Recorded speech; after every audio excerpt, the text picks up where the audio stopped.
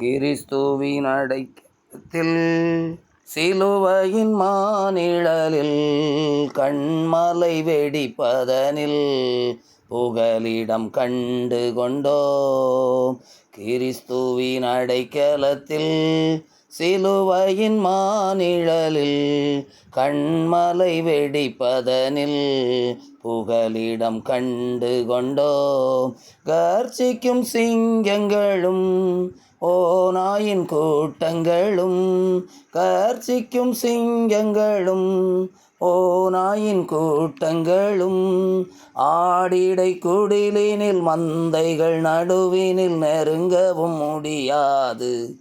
நாம் கிறிஸ்துவின் அடைக்கலத்தில் சிலுவையின் மானிழலில் கண்மலை வெடிப்பதனில் புகலிடம் கண்டு கொண்டோம்.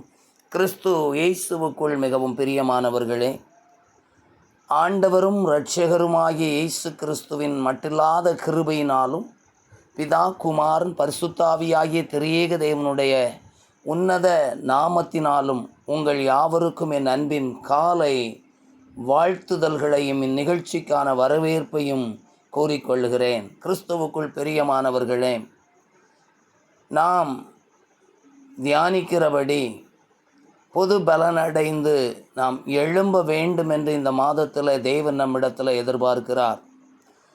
நாம் புது பலன் அடைவதற்கு கர்த்தருக்கு காத்திருக்க வேண்டும், அவருடைய சமூகத்தில் அமர்ந்திருக்க வேண்டும் என்கின்றதை கடந்த 2 தினங்களாக நாம் தியானித்தோம்.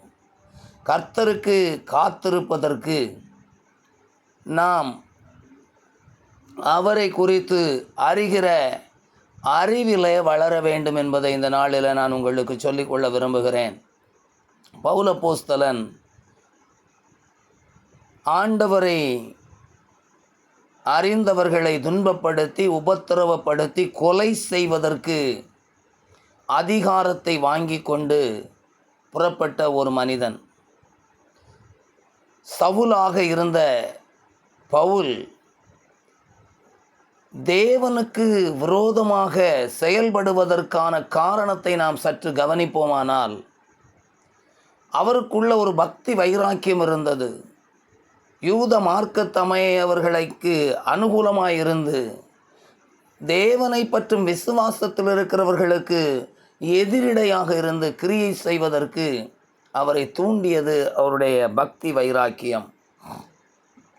ஆனால் எனக்கு அன்பான தேவனுடைய பிள்ளைகளே, அந்த பக்தி வைராக்கியமானது தேவனை அறிகிற அறிவினால் உண்டாயிராமல் மாமிசத்தையும் உலக வழிபாடுகளையும் சார்ந்ததாக இருந்தபடியினாலே கொலை செய்வதற்கும் துன்பப்படுத்துகிறதற்கும் அந்த பக்தி வைராக்கியம் ஏதுவாயிருந்தது. ஆனால் அவர்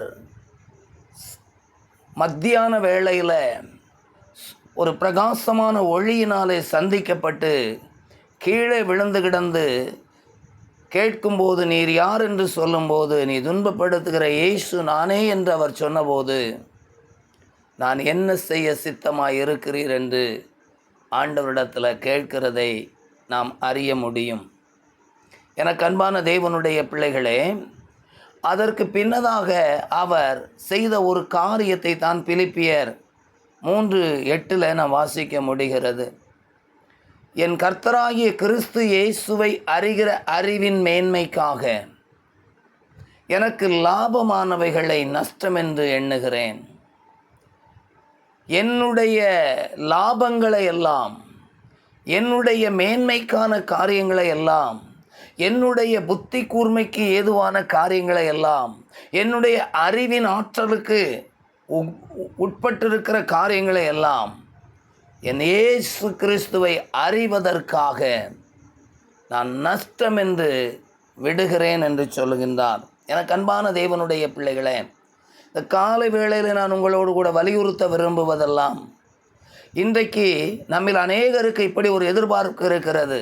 நான் இயேசுவை அறிந்து விட்டேன், நான் இயேசுவை ஏற்றுக்கொண்டு விட்டேன், நான் இயேசு கிறிஸ்துவனுடைய பிள்ளையாக இயேசு கிறிஸ்துவனுடைய வார்த்தைகளை கை கொண்டு நடக்கிறவளாய் மாறிவிட்டேன், என்னுடைய பாவங்கள் மன்னிக்கப்பட்டு விட்டது, நான் பரிசுத்தமாகிவிட்டேன் என்கின்ற நல்ல எண்ணங்களும் நல்ல ஒரு விசுவாச வாழ்வின் அடித்தளங்களும் நமக்கு இருக்கின்றது.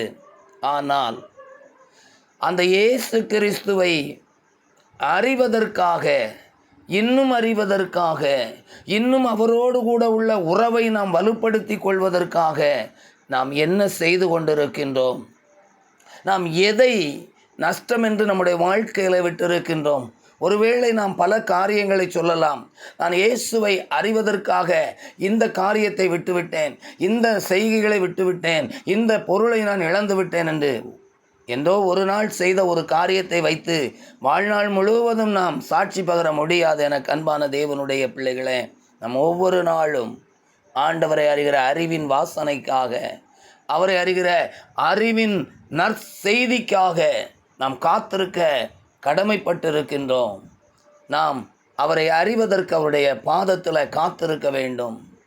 ஏன் அவருடைய சமூகத்தில் காத்திருக்க வேண்டும் என்றால், அவரை இன்னும் அறிவதற்கு பக்தன் இப்படி பாடுகின்றான். இன்னும் உம்மை அறியணுமே, இன்னும் கிட்டி சேரணுமே, இன்னும் உம்மை அறியணுமே, இன்னும் கிட்டி சேரணுமே. ராஜா உம் பிரசன்னம் போதுமையா, எப்போதும் எனக்கு போதுமையா. இயேசு ராஜா உம் பிரசன்னம் போதுமையா, எப்போதும் எனக்கு போதுமையா. பிரசன்னம் பிரசன்னம் தேவ பிரசன்னம்.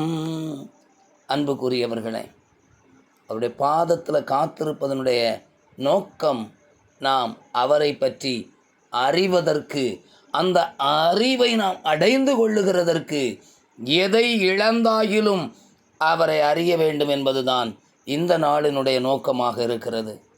தேவன் நமக்கு உதவி செய்வாராக.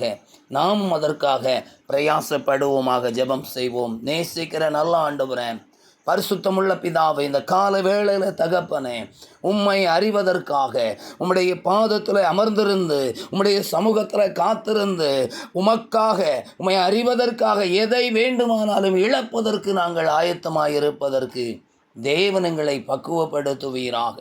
உம்முடைய நல்ல ஆவியானவர் மூலமாக எங்களை செம்மையான வழியிலே நீர் நடத்துவீராக. தீங்குக்கு எங்களை விலக்கி, பொல்லாத சிந்தைக்கு எங்களை விலக்கி, உடைய அறிவின் மேன்மைக்கு எங்களை நடத்துவீராக என்று ஜெபிக்கிறோம். அந்த வார்த்தைகளை கேட்கிற ஒவ்வொருவரையும் ஆண்டவர் ஆசீர்வதித்து, உம்மை அறிகிற அறிவின் வாசனையில் வளர, அதற்காக எதையும் இழப்பதற்கு ஆயத்தமாயிருக்க நீர் கிருபை கொடுத்தருள வேண்டும் என்று ஜெபிக்கிறேன். பலப்படுத்தும், பயன்படுத்தும், ஆசீர்வதியும். இயேசு கிறிஸ்துவின் நாமத்தில் ஜெபம் கேளும் அன்பு நிறைந்த பரிசுத்தமுள்ள பரலோக பிதாவே, ஆமேன். மெய்யாகவே கர்த்தர் நம்முடைய ஜெபத்தை கேட்டார். நம்முடைய ஜெபத்தின் சத்தத்துக்கு செவி கொடுத்தார். நம்முடைய ஜெபத்தை தள்ளாமலும் தம்முடைய கிருபையை நம்மை விட்டு விலக்காமலும் இருக்கிற தேவனுக்கு ஸ்தோத்திரம் உண்டாவதாக. என் ஆத்துமாவே கர்த்தரை ஸ்தோத்திரி, என் முழு உள்ளமையுடைய பரிசுத்த நாமத்தை ஸ்தோத்திரி. என் ஆத்துமாவே கர்த்தரை ஸ்தோத்திரி, கர்த்தர் செய்த சகல உபகாரங்களையும் மறவாதே. ஆமேன். கர்த்தர் உங்கள் எல்லாரையும் ஆசீர்வதிப்பாராக. இந்த நாளுக்குரிய நன்மையும் கிருபையும் உங்களை தொடர்ந்து வருவதாக. God bless you. இந்த வார்த்தைகளை கேளுங்கள், மற்றவர்களை கேட்கும்படி உற்சாகப்படுத்துங்கள். முடிந்தவரை சப்ஸ்கிரைப் செய்யும்படி எல்லாரிடத்திலையும் அறிமுகப்படுத்துங்கள். God bless you. ஆமென்.